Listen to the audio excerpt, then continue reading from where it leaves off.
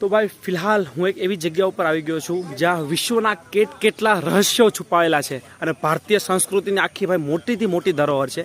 તો જી હા, ફિલહાલ હું ભાઈ આવી ગયો છું ઇલોરા કેવ્સ. પાછળની તરફ તમે જોઈ શકો છો ઇલોરા કેવ્સ પર છું.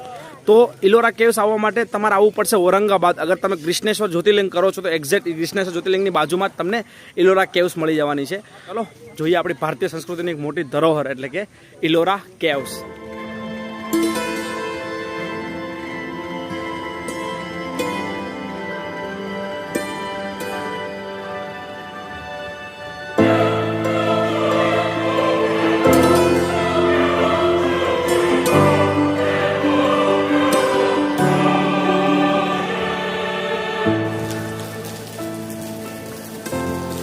है ना भाई, ये अमेजिंग.